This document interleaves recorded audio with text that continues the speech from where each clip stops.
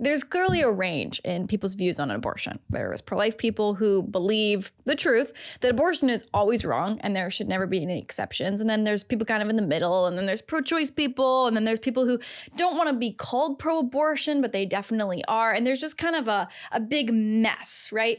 But the demographic that I find most interesting is those who do not agree with abortion and yet feel compelled to label themselves as pro-choice.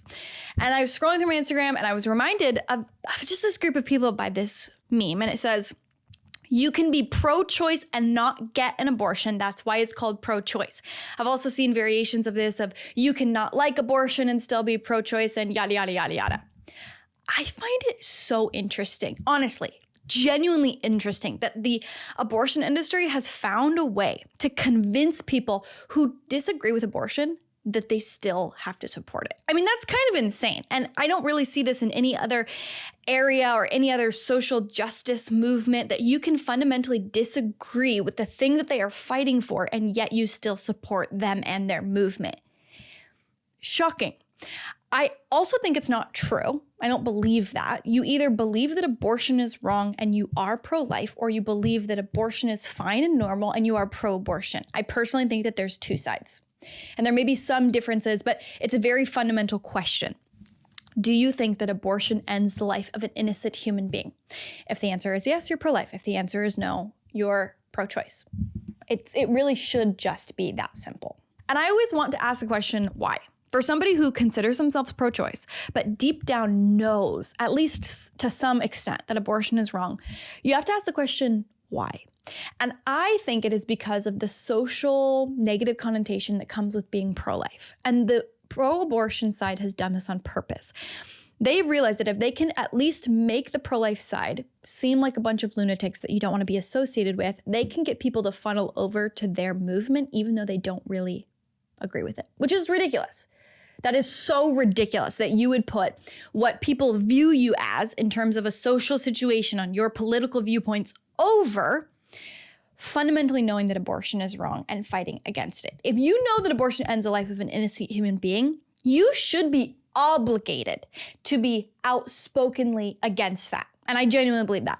The other thing is, I don't really see this in any other area other than the pro-choice movement. Like when you think about other injustices or other movements, there are those people, but as we look back, we view them as cowards, not people that were like doing the right thing and supporting women and, oh, good for you. No, we look at them as cowards for not standing up for what they believe. But regardless of that, regardless of my personal views about these people who believe this idiotic argument, here's how to respond to it.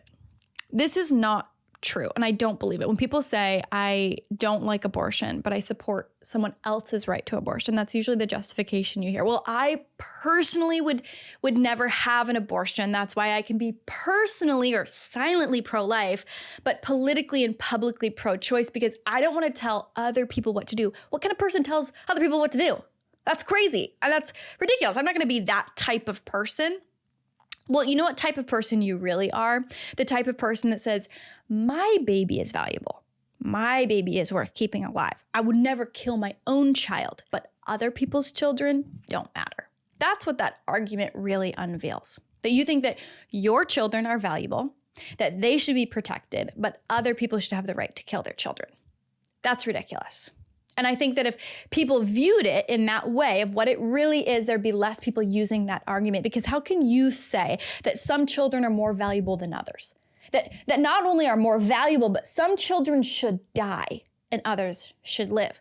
That's what this personally pro-life argument is saying.